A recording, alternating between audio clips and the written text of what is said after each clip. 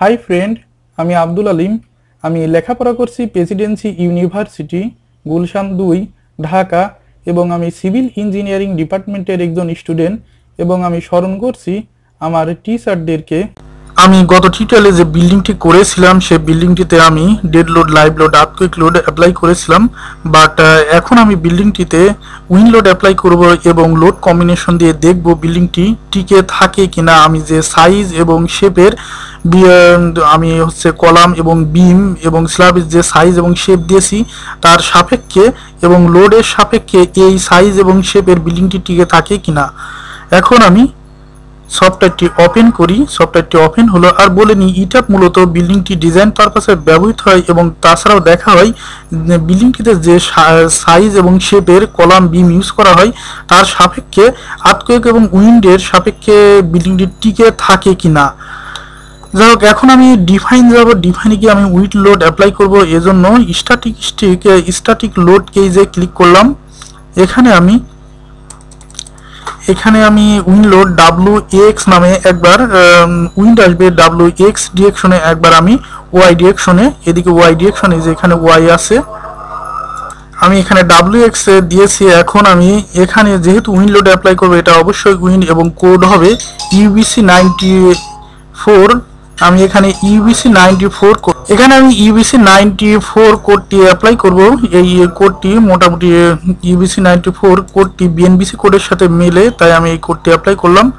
এখন আমি মডিফাই যাব। মডিফাই গিয়ে আমি উইন্ড লোডটি অ্যাপ্লাই করব। আমি যে উইন্ড লোডটি এতে অ্যাপ্লাই করব সেটা আমি হ্যান্ডে ক্যালকুলেশন করে এসেছি। আর আগেই বলে নিয়েছি আমি এতে কোনো আমার প্যারাপেড ওয়াল আমি দিব না। প্যারাপেড ওয়াল দিইনি, যেহেতু আমি প্যারাপেড ওয়ালের সাপেক্ষে আমি হ্যান্ড ক্যালকুলেশন করে নিই, তাই আমি প্যারাপেড ওয়ালটি আমি দিব না। যাই হোক, এখন আমি সফটওয়্যার দেখে আসি আমার লোডটি। এখানে আমার সিপি আমি বের করেছি। এখানে কোড আছে air rectangular building for rectangular building with flat rope এবং 6:15 এই টেবিল থেকে H/B এবং L/B রেশিও থেকে আমি সিপি এবং সিপি লিওয়ার্ড এবং উইন্ড ওয়ার্ড দুইটি বের করেছি। লিওয়ার্ডের দিকে উইন্ড ওয়ার্ডের দিকে 60%, যে সিপিটি বের হয়েছে তা উইন্ড ওয়ার্ডের দিকে 40%, এটা আমরা জানি। এবং হাইট হয়েছে এখান থেকে বেস থেকে টপ পর্যন্ত এটা। আর এখানে যদি না মিলে দুইটার মিডিলে থাকে, এখানে দুইটার কাছাকাছি থাকে, তবে এটা 3 বার ইন্টারপোলেশন করলে এই ভ্যালুটি বের হয়। এখন আমার হ্যান্ড ক্যালকুলেশনটি আমি দেখে আসতে পারি।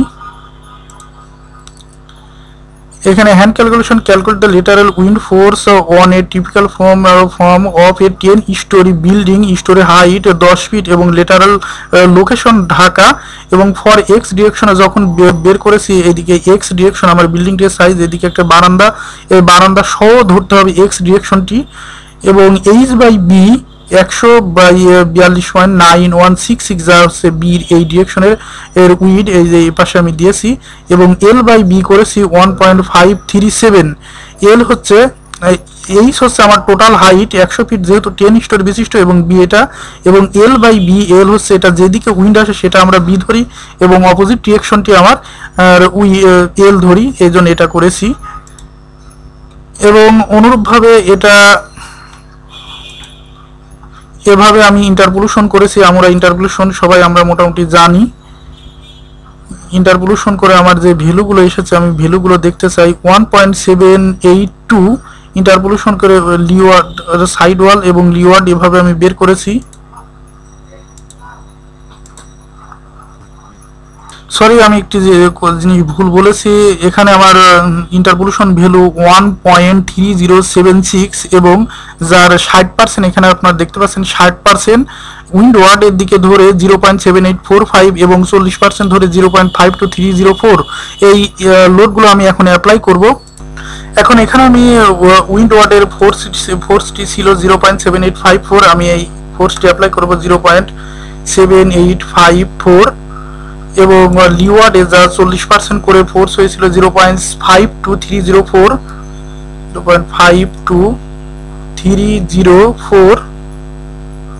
এখন এখানে উইন্ডে 1 স্টোরি থেকে আমরা জানি যে মাটির নিচে কোনো উইন্ডের ইফেক্ট আসবে না, বেস থেকে শুরু হবে। আমি এইচটি দেখে এসেছি। এবং উইন্ড স্পিড এটা হচ্ছে ঢাকার জন্য 210 কিলোমিটার পার আওয়ার, যা 1.60 দ্বারা ভাগ করলে মানে মাইল পার আওয়ার আনলে 131.25 মাইল পার আওয়ার। এবং এক্সপোজার ক্যাটাগরি এটা যেহেতু BCDA হবে, তাই এটা বি থেকে শুরু হবে প্রথমে। এবং আমি দেখে আসি ইম্পর্টেন্ট ফ্যাক্টরটি।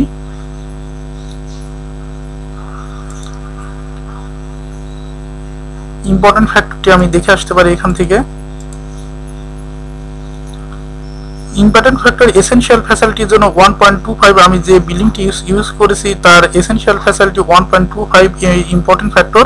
এই জন্য important coefficient, site important coefficient আমি এটা অ্যাপ্লাই করব 1.25। অ্যাপ্লাই করে আমি এখানে আর কিছু করব না, যেহেতু প্যারাপেট নিয়ে আমি প্যারাপেট দিচ্ছি না। এখন আমি ওকে ক্লিক করব। আবার পুনরায় এখানে শুধু আমি WY দিব, WY, এবং ইউবিসি 94ই থাকবে এটা। ওকে পুনরায় আমি মডিফাইতে যাব। মডিফাইতে গিয়ে যেহেতু এটা এক্স ডিরেকশন আমি দিলাম, এখন ওয়াই ডিরেকশন হবে, এটা ঘুরে 90 ডিগ্রি হবে। তাই আমি এখন এটা 90 ডিগ্রি করে দিব। এবং এর ভ্যালুটি আমি দেখে আসতে পারি হ্যান্ড ক্যালকুলেশন থেকে।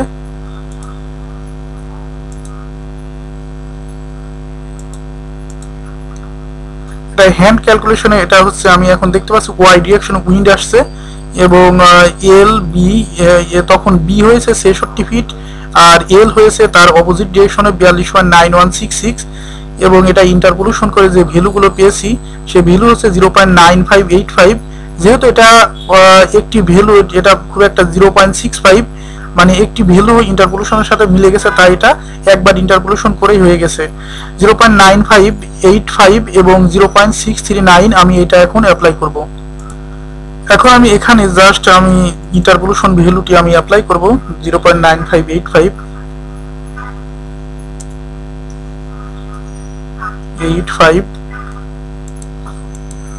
এবং এটা হবে 0.639।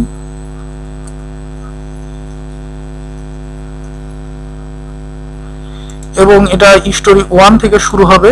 এবং যেহেতু প্যারাপেট নিয়ে এটা আমি দিচ্ছি না, আর এই ভ্যালুগুলো যেহেতু পূর্বে আমি এটা মডিফাই দিয়েছি, তাই এটা পূর্বেই দিয়েছি, এটা চেঞ্জ করা আমার লাগবে না। এখানে আমি আর্থকুয়েক লোড, উইন্ড লোড সব লোডগুলোকে অ্যাপ্লাই করেছি। এখন আমি ওকে ক্লিক করে এখান থেকে বের হয়ে আসতে পারি। এখন আমি লোড কম্বিনেশন দেব। তার আগে আমি লোড কম্বিনেশন দিতে হলে এখানে লোড কম্বিনেশনে যেতে হবে। এখানে আমি দেখতে পাচ্ছি কোনো কিছু নেই। এখানে লোড কম্বিনেশনটা আনতে হলে এখানে ডিফল্ট ডিজাইন কম্বো, এখান থেকে কনক্রিট স্ট্রাকচারটি, এটা যদি আমি কনক্রিট ফ্রেম ডিজাইনটি ডিফাইন করে ওকে ক্লিক করে এখন আমি যদি যাই, আমি দেখব লোড কম্বিনেশনটি আমার এখানে চলে এসেছে।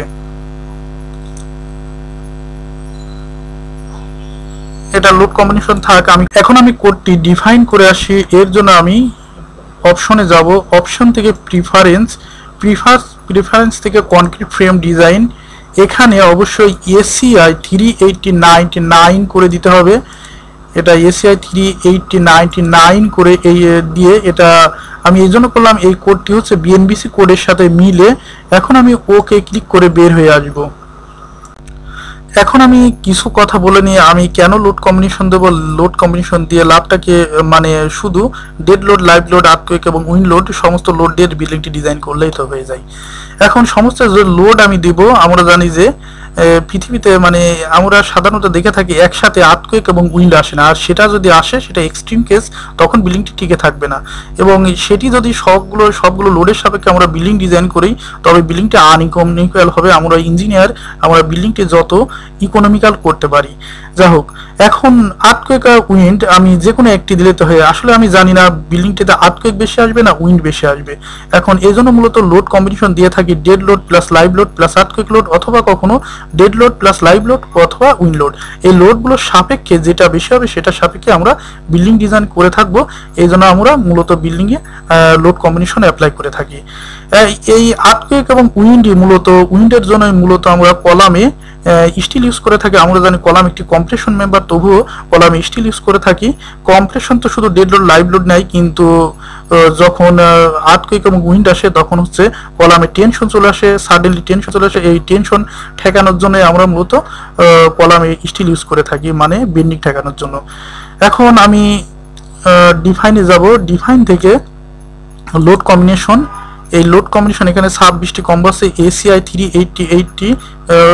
180 99-এ। এখন আমি দেখে আসি বিএনবিসি কোডে লোড কম্বিনেশন কি কি আছে।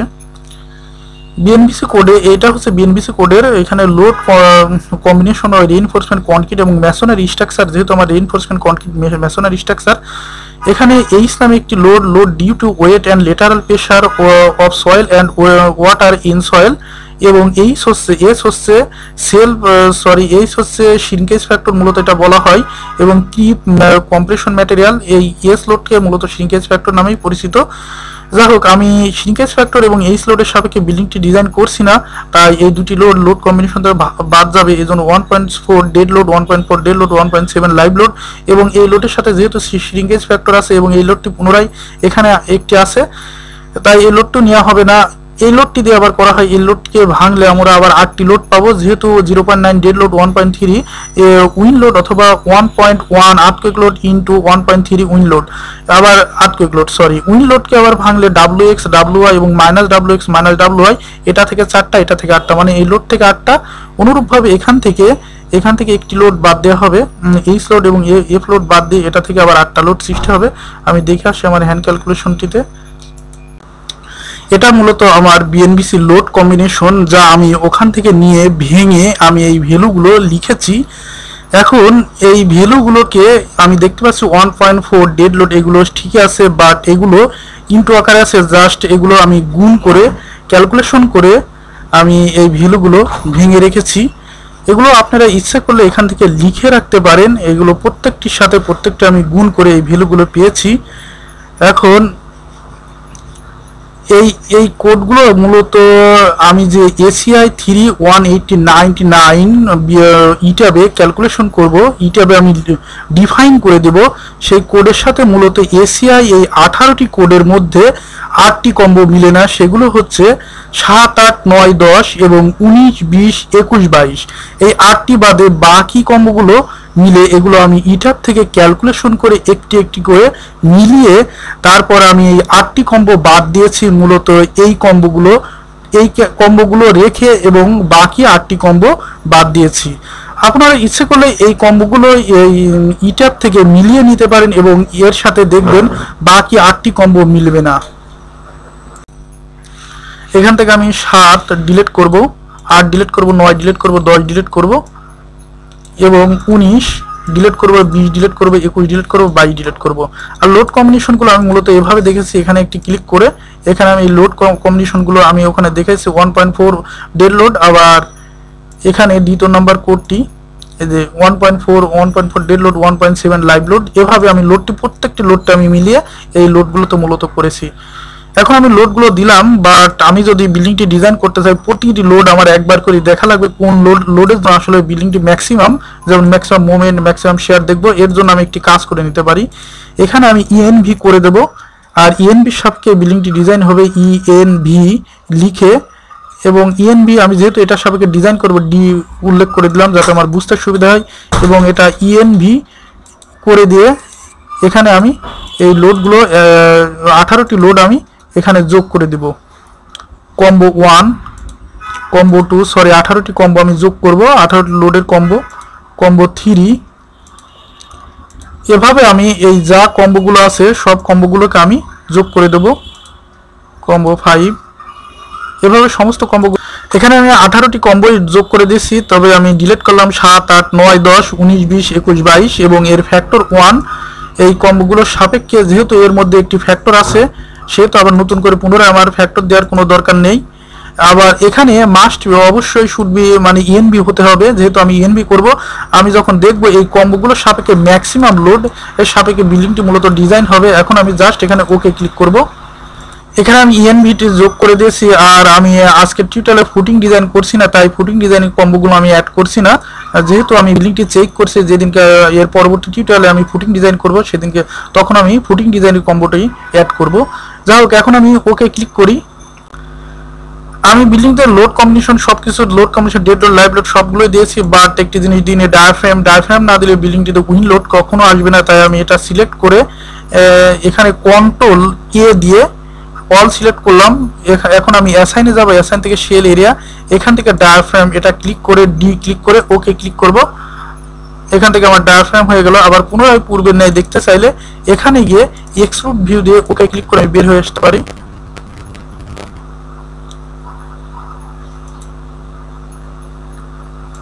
এখানে পূর্বেই আমার হচ্ছে ডাইনামিক অ্যানালাইসিস উঠিয়ে দেওয়া আছে এবং এখানে চেক মডেলটি আমি দেখতে পারি। এখানে আমি যা কাজ করেছি সেটা ঠিক আছে কিনা, ওকে ক্লিক করলাম। তবে আমি যা কাজ করেছি এখানে ডাইনামিক, এখানে নো ওয়ার্নিং ম্যাচ দেখাইছে। এখন আমি এখানে ক্লিক করে আমি দেখতে পারি আমার লোড আমার এখানে দেখাচ্ছে floor mesh type auto mesh, এখানে অটো মেশ, এবং আমি ফ্লোরে যে লোডটি অ্যাপ্লাই করছি সেই লোডটু এখানে কি পিনসে আছে এভাবে পাউন্ড ফিটে আমি দেখতে পারি যে লোডগুলো অ্যাপ্লাই করেছে সবকিছুই ঠিক আছে। এখন আমি জাস্ট এখানে ক্লিক করে অ্যানালাইসিস দিতে পারি। অ্যানালাইসিস হতে কিছুটা টাইম নেবে। আমার বিল্ডিংটি অ্যানালাইসিস কমপ্লিট হয়েছে। এখন আমি দেখতে পারি ডিসপ্লেসমেন্টটি, বিল্ডিংটির ডিসপ্লেসমেন্টটি কতটুকু। এর জন্য আমি এখানে ক্লিক করে যে কোনো একটি কর্নারে আমি ক্লিক করে ডিসপ্লেসমেন্টটি দেখতে পারি। এখানে রাইট বাটন ক্লিক করে লেটারাল ড্রিফট, এখানে গিয়ে এটা ডিসপ্লেসমেন্ট ওয়াই, এটা হচ্ছে ডিসপ্লেসমেন্ট আমরা জানি যে L/500, এখানে ইঞ্চিতে আছে তাই আমি L2 ইঞ্চিতে দেব। এজন্য আমি ক্যালকুলেটরে যেতে পারি, ক্যালকুলেটরে গেলাম, এখান থেকে 1 এ ক্লিক করব। আমরা জানি 100, এটা আমার 110 ফিট ইন্টু 12 ইকুয়াল ভাগ 500, 2.64 ইঞ্চি, বাট এখানে আমার 0.18 ইঞ্চি, অতএব এটি ওকে, এর চেয়ে কম আছে। অথবা ডিসপ্লেসমেন্টটি আমি এখানে গিয়ে অপশনে গিয়ে শো টেবিলে গিয়ে এখানে দেখতে পারি। এখানে ডিসপ্লেসমেন্ট, এটা ডিসপ্লেসমেন্ট সিলেক্ট করে এখানে অল কম্বো সিলেক্ট করে ওকে ক্লিক করে এখানে ওকে ক্লিক করে আমি ডিসপ্লেসমেন্টটি দেখতে পারি। এই যে এটা আমার ডিসপ্লেসমেন্ট ইউ ওয়াই বরাবর মাইনাস, মানে আমার বিল্ডিংটি ওয়াই অক্ষের মাঝে বিপরীত দিকে 0.1853 দূরত্বে সরে গেছে, নেগেটিভ মাইনাস, বুঝতে পারছি ওয়াই অক্ষের বিপরীত দিকে। এভাবে আমরা ডিসপ্লেসমেন্ট চেক করতে পারি। এখন আমি এখন আমি বিল্ডিংটি চেক করতে পারি। ডিজাইন থেকে কনক্রিট ফ্রেম ডিজাইন, এখানে গিয়ে আমি প্রথম সিলেকশন কম্বো, এই আমরা হচ্ছে 18টি কম্বের সাপেক্ষে বিল্ডিংটি ডিজাইন করব। এজন্য ডিজাইন গিয়ে পুনরায় আমি প্রথমে সিলেকশন কম্বোটিতে গিয়ে কম্বোগুলো সিলেকশন করে আসলাম। এখন start design check of structure এই অপশনে ক্লিক করে আমি এখন বিল্ডিংটি ডিজাইন করব। ডিজাইন শুরু হয়ে গেছে, ডিজাইনটি কমপ্লিট হয়েছে, বাট এখানে আমি দেখতে পাচ্ছি সবই বিম কলাম সবকিছুই টিকে আছে, কিন্তু দুইটা কলাম বিম শুধু টিকে নেই। এখন এই দুইটা বিমের সাইজ আমি বড় করে দিলেই আমার বিল্ডিংটি আশা করি টিকে থাকবে। এটা 16/12 সাইজ আছে, সব বিম কলাম টিকে আছে। এটা আবার এলিভেশন ভিতে গিয়ে আমি স্পষ্টভাবে দেখতে পারি। এলিভেশন 2 আমি এই বরাবর কলামগুলো দেখতে চাই। এখানে দেখতে পাচ্ছি কোনো রেড সিগন্যাল নেই, তাই সব বিম কলাম সবকিছুই টিকে আছে এই সোজা। এভাবে আমি দেখতে পারি সবগুলো। শুধু আমার লিফটের সামনে কিছু বিম ফেল করেছে, এই বিমগুলোর সাইজ আমি চেঞ্জ করে দিলেই আশা করি আমার বিমগুলো টিকে থাকবে। এখানে আমি ক্লিক করে রাইট বাটন ক্লিক করলাম। এখন সামারিতে গিয়ে আমি এই সবগুলো দেখতে পারি। এখানে সামারি রিপোর্টে গিয়ে এটা যেহেতু কিপ ইঞ্চে আছে, এখানে সবগুলো L = 120.50 ইঞ্চি এটা শো করেছে এর লেন। এখানে গিয়ে আমি বিভিন্ন অপশনে বিভিন্ন কিছু দেখতে পারি। শেয়ার ডিটেইল, এখানে শেয়ার ডিটেইলটি দেখতে পারি, ফ্লেক্স ডিটেইল। এভাবে আমরা অনেক তথ্য এখান থেকে পেয়ে থাকি। সামারি রিপোর্টে গিয়ে মূলত আমরা বিল্ডিংটি যেভাবে ডিজাইন করেছি এখানে মোমেন্ট সবকিছুই দেখা যাবে। ওকে, আজকের মতো টিউটোরিয়াল আমি এখানেই শেষ করতে চাচ্ছি। আমি আগামী টিউটোরিয়ালে আমি ফুটিং ডিজাইন করব এবং ফুটিং এর সাইজ শেপ নির্ধারণ করব এবং ফুটিং ডিজাইন কোন কম্বোগুলোর সাপেক্ষে ফুটিং ডিজাইন করা যায় এর বিস্তারিত ব্যাখ্যা আমি দিব। ওকে, থ্যাংক ইউ, ধন্যবাদ।